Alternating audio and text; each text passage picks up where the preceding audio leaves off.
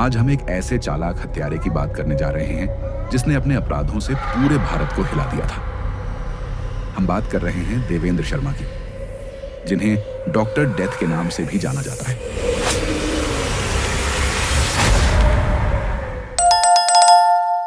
एक बीए और IMS Ayurveda medicine डिग्रीधारी यह व्यक्ति कैसे एक ठंडे दिमाग का सीरियल किलर बन गया, आज हम इस रहस्य को उजागर करेंगे।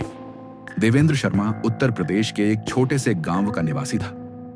1984 में उसने बिहार से आयुर्वेद मेडिसिन और सर्जरी बीएएम एस्पोस्टेरा में स्नातक की डिग्री प्राप्त की। स्नातक होने के बाद उसने अपना क्लिनिक खोला और 11 साल तक इसे चलाया।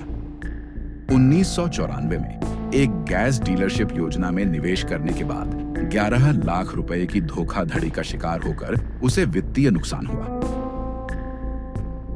इस परियोजना में धोखाधड़ी का शिकार होने के 1 साल बाद वह अपराध में शामिल हो गया। उस पर एक फर्जी गैस एजेंसी चलाने का आरोप था। उसी समय उसने एक अवैध किडनी प्रत्यारोपण चक्र शुरू किया। यह वह मोड़ था जहां से देवेंद्र शर्मा के जीवन ने एक रक्त रंजित रास्ते पर यात्रा शुरू की। शर्मा की हत्या का तरीका बहुत ही निर्दयी था।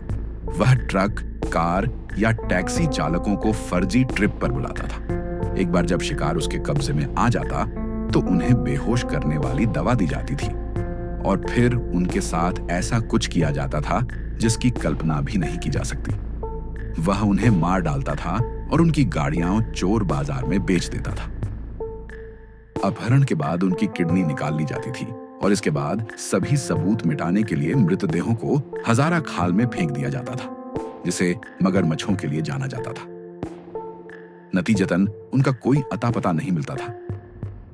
पुलिस कई ऐसे मामलों में शर्मा और उसके साथियों की तलाश कर रही थी। एक लंबी खोज के बाद देवेंद्र शर्मा को 2020 में फरीदाबाद के Bapu Dham terminal metro station से पुलिस ने गिरफ्तार कर लिया।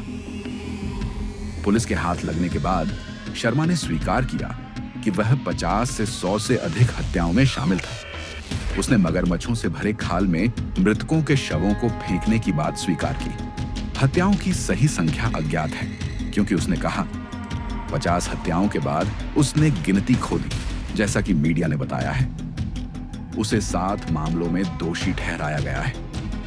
1984 से 2004 के बीच उस पर एक अवैध किडनी प्रत्यारोपण चक्र चलाने का भी आरोप है। जनवरी 2020 में 16 साल जेल में रहने के बाद देवेंद्र शर्मा को 20 दिन की पैरोल पर रिहा किया गया, लेकिन वह उस दौरान अचानक लापता हो गया।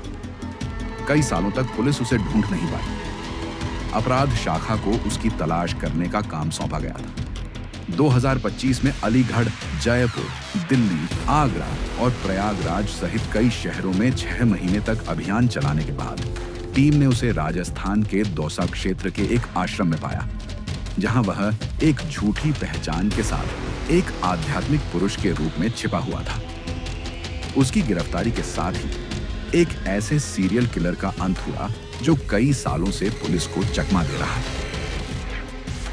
ऐसी और भी सच्ची अपराध कहानियां सुनने के लिए हमारे चैनल को लाइक, शेयर और सब्सक्राइब करें और अगली कहानियां सुनने के लिए बेल आइकॉन दबाएं। हमेशा सतर्क और सजग रहें।